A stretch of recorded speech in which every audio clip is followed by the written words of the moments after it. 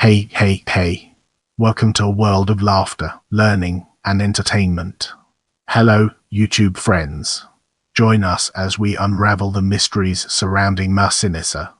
Massinissa, Masnsen, c. 238 BC 148 BC, also spelled Massinissa, Massena and Massan, was an ancient Numidian king best known for leading a federation of Massylii Berber tribes during the Second Punic War BC, ultimately uniting them into a kingdom that became a major regional power in North Africa. Much of what is known about Massinissa comes from the Livy's history of Rome, and to a lesser extent Cicero's Scipio's dream. As the son of a Numidian chieftain allied to Carthage, he fought against the Romans in the Second Punic War, but later switched sides upon concluding that Rome would prevail. With the support of his erstwhile enemy, he united the eastern and western Numidian tribes and founded the Kingdom of Numidia. As a Roman ally, Massinissa took part in the decisive Battle of Zama in 202 BC that effectively ended the war in Carthage's defeat. He also allowed his wife Sophonisba, a famed Carthaginian noblewoman who had influenced Numidian affairs to Carthage's benefit, to poison herself in lieu of being paraded in a triumph in Rome. After inheriting a larger, more powerful kingdom now backed by Rome, Massinissa played a decisive role in provoking Carthage into triggering the Third Punic War, which ended in the city's complete destruction and left Numidia the sole power in northwest Africa. He ruled for 54 years until his death at age 90. He was regarded as a staunch ally of Rome and an unusually vigorous ruler, leading troops until his death and fathering some 44 sons. His tomb in Cirta, modern-day Constantine in Algeria, bears the inscription Masnsen, read Massinissa, or their lord. The Greek historian Polybius, who wrote extensively about the Punic Wars and is reputed to have met Massinissa, described him as the best man of all the kings of our time, writing that his greatest and most divine achievement was this: Numidia had been before his time universally unproductive, and was looked upon as incapable of producing any cultivated fruits. He was the first and only man who showed that it could produce cultivated fruit just as well as any other country. In the following centuries, Numidia would become known as the breadbasket of Rome.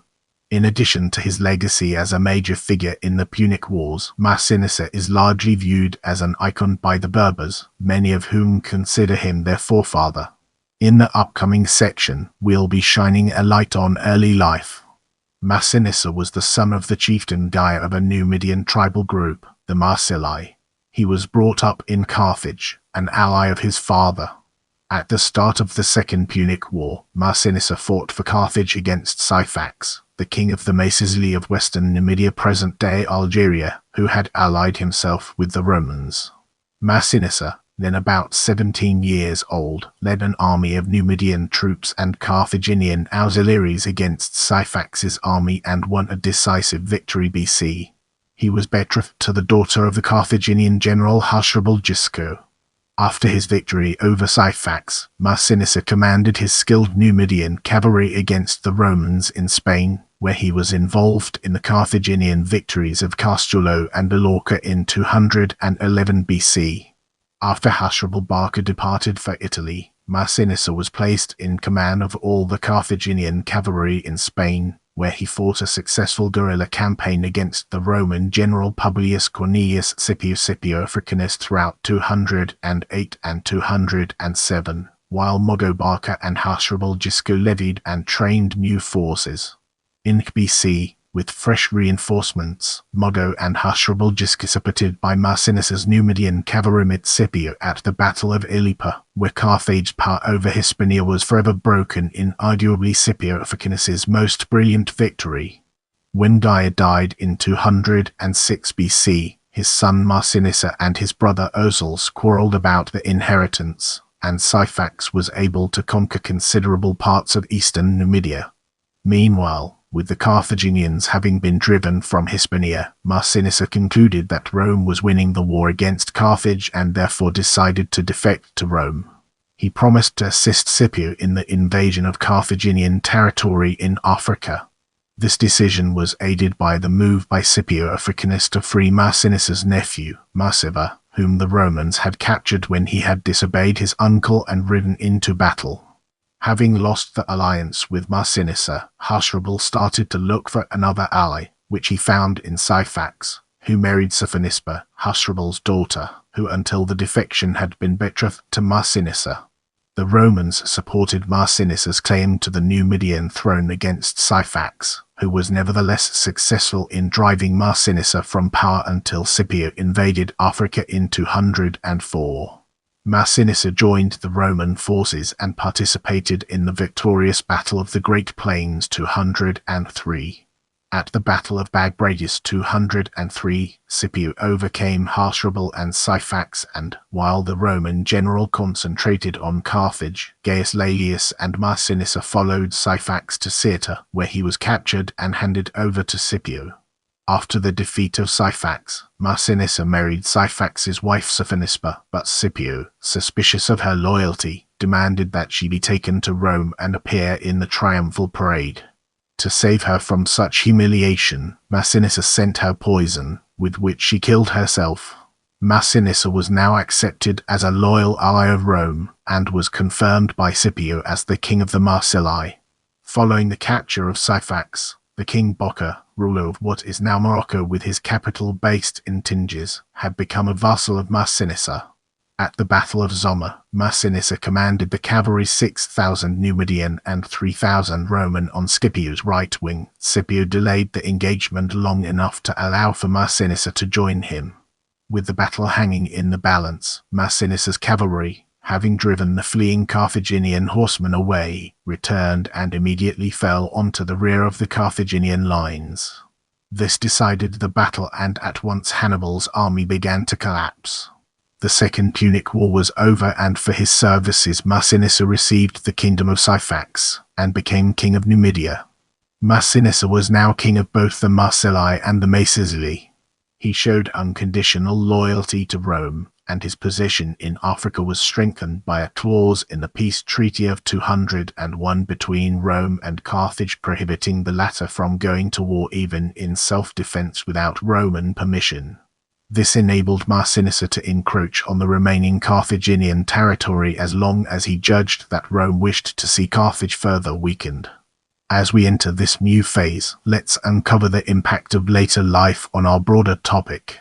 With Roman backing, Massinissa established his own kingdom of Numidia, west of Carthage, with Cirta, present-day Constantine, as its capital city.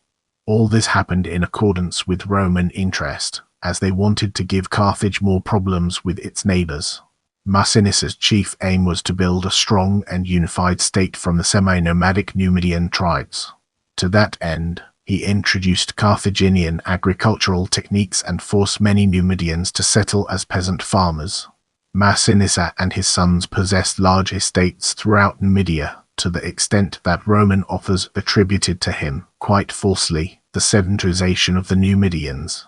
Major towns included Capsa, Fuga, modern Daura, Bulla Regia and Hippo Regius.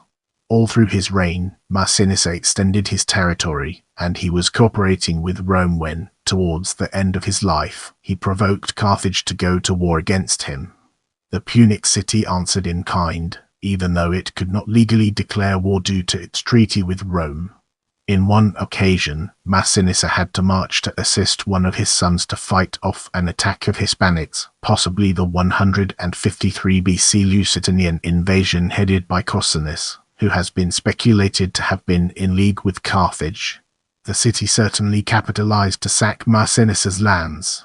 Any hopes Massinissa may have had of extending his rule right across North Africa were dashed, however, with the Roman commissions sent to Africa to decide the territorial dispute between Massinissa and Carthage. He defeated the Punics, however, at the Battle of Oroscopa in 151 BC. In any case, animated probably by an irrational fear of a Carthaginian revival, but possibly by suspicion of the victorious Massinissa's ambitions, the elderly Marcus Porcius Cato advocated among the Romans, finally with success, the destruction of Carthage. Based on descriptions from Livy, the Numidians began raiding around 70 towns in the southern and western sections of Carthage's remaining territory. Outraged with their conduct, Carthage went to war against them, in defiance of the Roman treaty forbidding them to make war on anyone, thus precipitating the Third Punic War BC. Massinissa showed his displeasure when the Roman army arrived in Africa in 149 BC, but he died early in 148 BC without a breach in the alliance. Ancient accounts suggest Massinissa lived beyond the age of 90 and was apparently still personally leading the armies of his kingdom when he died.